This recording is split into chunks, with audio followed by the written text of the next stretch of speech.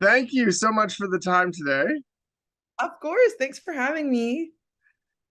I gotta start with the fact that you're an actual engineer and you went from that kind of job to trying out comedy and obviously doing so well with it. So I'm curious what drew you away from, something stable, I guess you could say, to a career in the arts. I think it's just like the passion and the excitement that I got from anything in entertainment. Don't get me wrong, I always had that part of myself with me, like when I was younger. And I would actually say that humor and comedy did get me through such a ruthless program like engineering, because we had to kind of like trauma bond all of us going through it. It felt like we were like in the military or something. So if I cracked a joke, and at the time I wore hijab, so I was like visibly Muslim, visibly different. And I feel like when people first saw me, they didn't like really know where to place me. But then the second I like cracked a joke, then it's like, oh, you just like let their guards down. They get that you get it. You know what I mean? So yeah, so I kind of like always had that in me, like ever since I was probably in the seventh grade. I would like imitate all my teachers and like and other friends of ours, and put on shows basically to my friends, and then we would all be laughing and stuff. And yeah, I did that all throughout high school too. I went to the Islamic school, so we didn't really have a drama department, but I did write some plays. I logged into my Hotmail for the first time. Do you remember that? Hotmail. Yes. Logged into that for the first time like last week, and I saw all these emails I used to send my classmates in high school. I was like, I wrote this play, everyone memorize your lines, we're doing it tomorrow. And I was like, what? Anyway, so I was really into it, but it wasn't like a viable career option because I didn't know anybody in my family or community who had done that except for one person. And I started comedy when that one person and I finally met in the beginning of 2016, and she told me that I should do comedy. Then I was like, it's obviously real if the person is in the industry. So, my friends are just saying it to me because they're my friends. But when I met her, I was like, oh, okay, like there is something here. That's amazing. Do you think you're born with it? Do you think this is something that, that you need to almost have that primordial, like, I am a comedian deep down? That's a good question. Um, I think there's definitely natural talent for sure that you have to like incline towards. It's not even like necessarily natural talent. It's kind of like a coping mechanism. Like one of your Mhm. defense mechanisms or your coping mechanisms has to be comedy in order for you to approach almost every problem or aspect in your life with that mindset. Um, you also kind of have to have this quality. At first of all, you have to be really perceptive. I feel you have to like really see what's going on around you, and like to be able to like comment on it. And then I personally feel like for me, a quality that helps me with comedy is this fixation on anything unfair. I feel like a core value of mine is justice. And so if anything's unfair or like unbalanced or something, I like fixate on that and I talk about it so much. And but that helps me with my comedy because people love when you're ranting about things or telling them these perspectives where you're mad. No one really cares when you love something. Like no one, it's not entertaining to watch a comedian talk about how they love something unless it's like ridiculous and they can. But yeah, I feel like there's a few qualities that you, if you have them, it makes definitely makes writing and approaching comedy easier. But there are people who kind of like are more removed from it and look at it purely like an art. And I wonder for those people if it's like different, but they still have that natural talent of like being able to, you know, see the humor in situations first and foremost, because the emotional piece is too much to swallow at first, I think. So it has to go through a lens, a filter of comedy. Well, talking about Rick Mercer, I mean, congratulations for working with him on his new show. I'm Thank you. curious, for you getting involved, what was the process like? Did he just come to you and say, I'd like to feature you and stuff? And then what was it like working with him? Because I love the fact that he then sits down and talks to you about it. Yeah, I was lucky enough to have that interview component with him, which was really fun. I received a call from Zoe, and she told me they were putting together this show and asked if I wanted to be a part of it. I was like, oh my God, yes, absolutely. I would love to. I literally grew up watching the Rick Mercer report and all of that. So I was like, this is amazing. Yeah, I would love to. And then we went, and then yeah, like I did the gala, and that was fun. And at the time I was like transitioning out of the hijab, so I talked about that on stage. It was like a little vulnerable.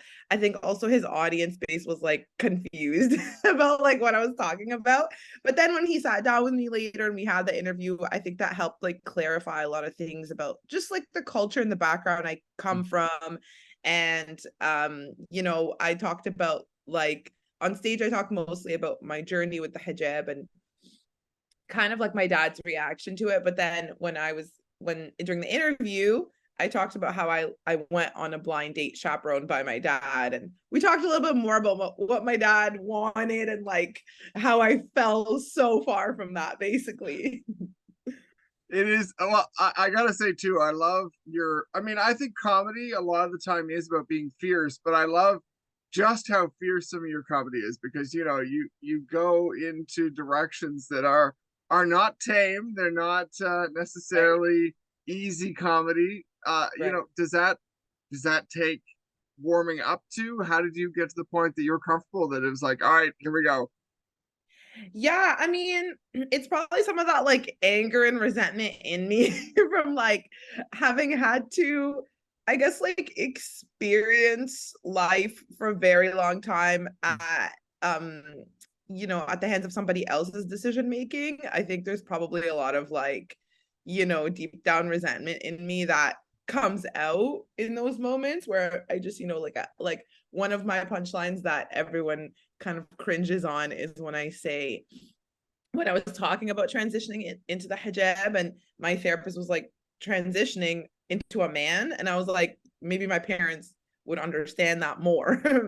And then I say, see, a man they could respect. And then everyone in the audience is always like, whoa. And I'm like, okay, sorry for calling out the patriarchy. Like, that's what you're actually mad at, not me. But that line, so yeah, like it just came out because I was so frustrated with, my parents not seeing my perspective and not, taking me seriously and kind of accepting my decision. But so it'll just come out. But then I think the comedy skill is like how to diffuse the tension when the audience feels that. Because tension is good, because then the more you build it, the more you can diffuse it, and then everyone's kind of relieved over that. So usually that's where the work comes in on my end. I'm like, okay, how can I like add a tag where I can soften this this blow, or like how can I diffuse the tension that builds up right after or something. That's really cool. Well, it's interesting to hear your perspective on, I mean, how to build a comic moment and how that goes. I guess. I mean, even the after effects of a good joke. Right. Right. Yeah. I'm still like trying to work this one out, to be honest with you. I'm still like, there has to be a softer landing to like get them to. But yeah, like with other, it's so fun in this way. And it's fun also like working with other comics and asking them like, what do you think of this? Like, is there a tag I can use at the end of this? And then some comics like love to help other people write. It's just like for some reason it's easier than to write for themselves. I find it the opposite. I find it easier to write for myself than for others. But I also haven't really like spent enough time, I think, with someone else trying to get into their perspective and help them. But yeah, that, and so some comics can help like give me like even a guidance or like a punchline or something like that of how to, just like um milk as many laps as you can. So always helpful. Well, and then in terms of your career so far? I know you've moved down to the States. Right. Has that been, what does that do for your career? Is I mean, I'm sure, I know Canada unfortunately is not like a great hub for raising up comedians necessarily, unless there's certain TV outlets or things like Right. JFL. So Right. what's that like for you, building a career there? Yeah, I mean, it's definitely both intimidating but also exciting because it's like, oh, this is all uncharted territory. There's so much to discover. But it is, in a way, it is like starting from scratch. Like I feel like I'm now reaping a lot of benefits of the last 5 6 years of me being in Toronto and like hustling there and sort of developing my comedy there. And here it's kind of like, oh, I'm starting from scratch. No one knows me. I'm still meeting everyone. And it'll probably take like another 5 to 6 years, who knows, like for things to start paying off here. But the comedy itself immediately is like amazing. Like I also moved here in January and Toronto had gone into another lockdown. And listen, like between you and I could not have handled another lockdown. I would have lost it. Like just my mental health could not do it. So I was so happy to come here and everyone had shows. Everyone in New York had already gotten COVID and me as well at that point. And so they were just kind of like, if you have COVID right now, just don't be here. That was kind of like the general vibe. And so like they had, yeah, there were so many shows. Um, every night comics are doing like 3 to 4 shows. The first Hmm. question they ask you when you come in is like, do you have somewhere to be, so that they can know where to place you on the lineup. I find comics a lot friendlier because they have also like been in your shoes. They've moved from their hometown to come, and so because of that they have like sympathy for you when you first come, and they're really nice and supportive. There are definitely still cliques in similar ways to, like, for example, Toronto and just other comedy communities. I think it's like hard to avoid that. It's just kind of like people find friends that they feel comfortable with and then they hang out a lot or they put each other on their shows, etc. um but for the most part everyone is like really helpful and friendly and nice. People here hustle a lot. Like it's in little things. Like I remember in Toronto, comics would be so scared to film their sets.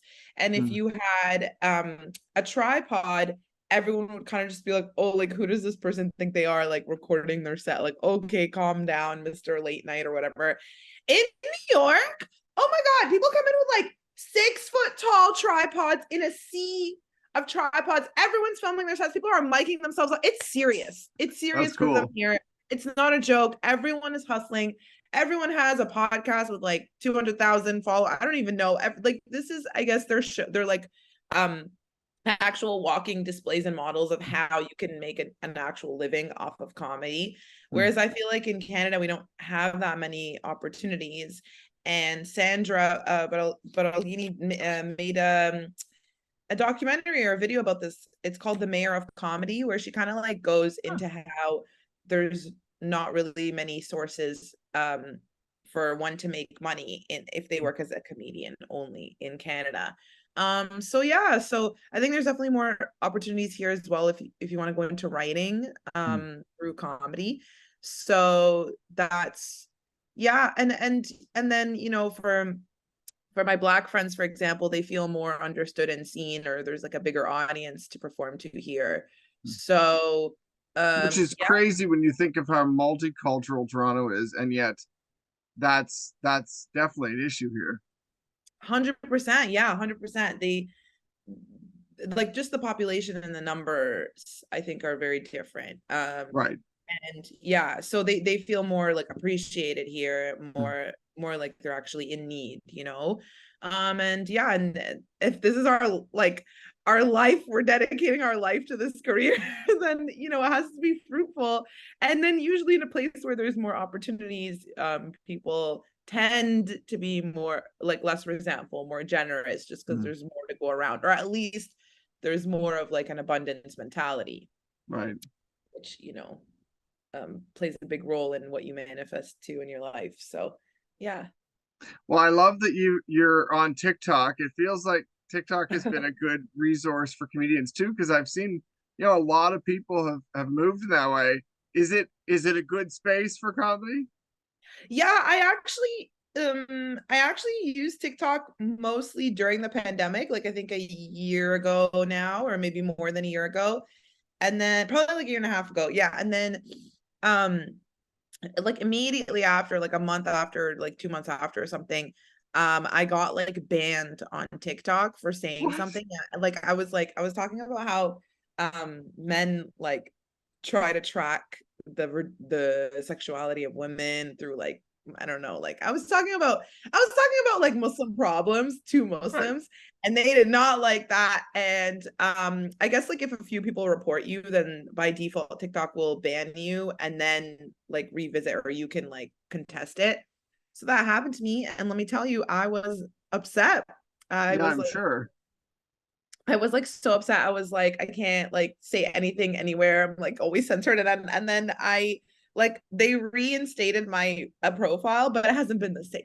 You know what I'm saying? It hasn't been the same since. I'm definitely still bitter and holding a grudge. So, but yeah, TikTok is great for people who've like blown up on it. Like Che Durana has like I think like 4 million followers or something, and he's selling out to a tour here. He actually just moved to New York, and like um yeah, I know people who are my friend started watching. My friend was sending me Nima uh his I don't know if you know Nima. I I forgot his last. don't know. Okay, he's a Persian comic and Iranian comic in Toronto. And he's like big on Instagram and TikTok now too. And she keeps sending me his videos. And I'm like, I know him. Like she's in LA and she keeps sending me his videos, but she's loving it because she's Persian herself and she's never seen like a Persian comic in this way. And he's like teaching people about the Canadian accent. So she keeps sending me those videos. Yeah, but I think it's great because like they're basically expanding and they're reaching people that they normally would not have. So Will you I give TikTok another chance? yes, I definitely will You for sure. I will. love TikTok, so I'm just upset because I love it a lot. Do you know what I Right. mean? Like I'm hurt by how much it let me down, but I definitely will.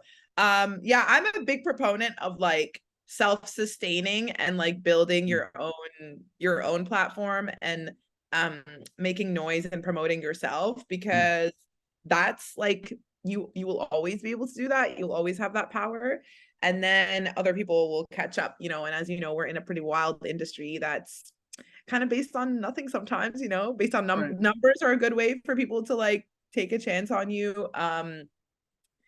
But yeah, otherwise it's like a lot of risk, so anything you can do to kind of like build yourself, I'm a big proponent of that. Well, the last thing I'd like to know is, what's coming next for you? Do you have anything in the pipe or in the works that's maybe coming up next for you that we can watch for? Yeah, I'm working on a few things now, but they're not going to be out for like a couple of years, if not more. Mm. I'm currently I'm voicing a character in an adult animated series that's going to be coming out on Amazon, which is really exciting. Amazing. Yeah, that's going to be coming out probably in like a couple of years, just because animated takes a long time. And I was like in the writer's room as a writer's assistant. It was really fun. It was a very fun process. Um and then I'm currently like actually developing a written scripted series, comedy series about my life. I was gonna say loosely based on my, is very tightly, as tight as possible based on my life. That's amazing. Yeah, so it's really exciting. The official like announcements of like the casting for the animated show and for the development of this show haven't been made yet, but that's what I've been working on mostly. And I have one more show with Chelsea Handler in October, so that's exciting. That's fantastic. That's very exciting. Yeah, it's really fun. I'm mostly like traveling and living, but I do work. When I work, it's in spurts and it's very productive, and then it's like then I'm just on TikTok. Well, Yeah. thank you so much for the time. It's really cool to chat with you. It's amazing to see your career so far, and I can't wait to see what comes next. Thank you so much. Thanks for Thank having you. me.